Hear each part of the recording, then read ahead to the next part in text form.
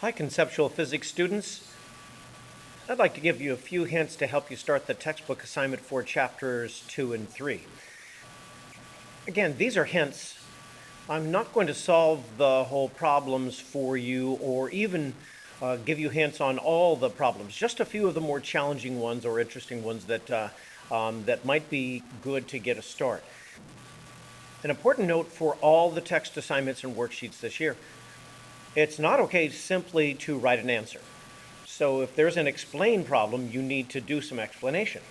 If there is an answer that is just a word, tell me how you got it. If there's some mathematics, show your work.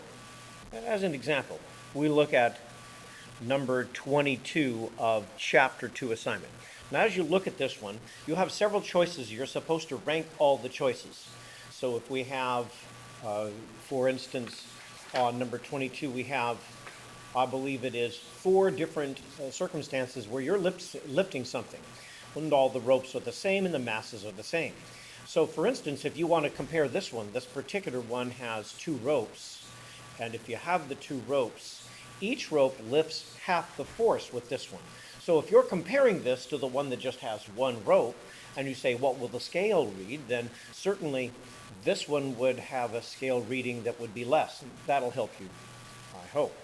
If you look at number 44, in number 44 you have the hairy heavyweight whose the weight is 1,200 newtons, and we use force vectors to demonstrate which way the force is and how much. 1,200 newtons is being pulled down by gravity. That's the force of gravity pulled down. Now the scales are pushing back up again with the thing that we call the normal force. So there are unknown forces upward. What you can do is either use logic or an equation. If x is one of them and twice x is the other one, these are variables. So in algebra, you could use 2x plus x equals 1,200 and solve that. That's a way to use algebra. Or the numbers are so gentle, you probably could have solved that just using logic. What I'd like to do is switch now to chapter 3. Chapter 3, there are several problems, and I'd like to look, for instance, at number 18 to start us out. And on number 18, we're asking what's the weight of a kilogram brick? So remember, the weight formula is mass times the acceleration of gravity. G is 9.8 meters per second squared. So it's sufficient just to remember that it's 9.8. This is a gravitational constant, so this is an algebra formula that will not be difficult. Show your math work for this. Number 27. Okay.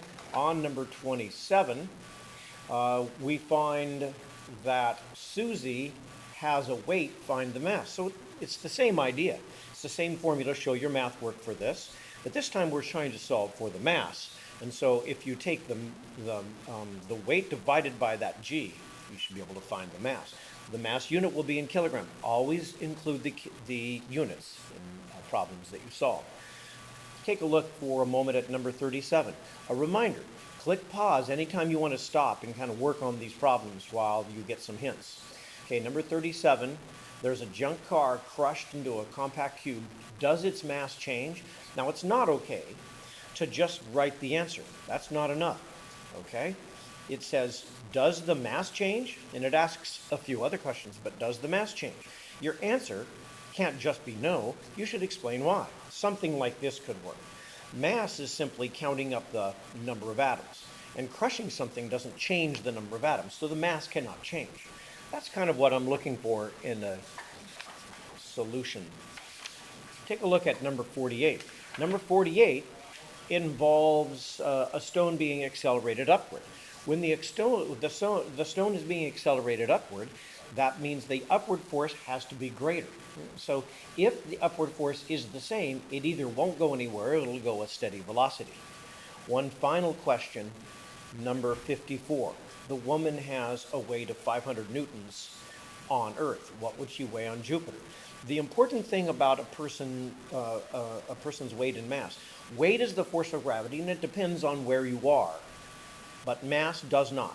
So why not find her mass with this formula on Earth? Her mass will be the same on Jupiter. Hopefully that hint will help you a little bit.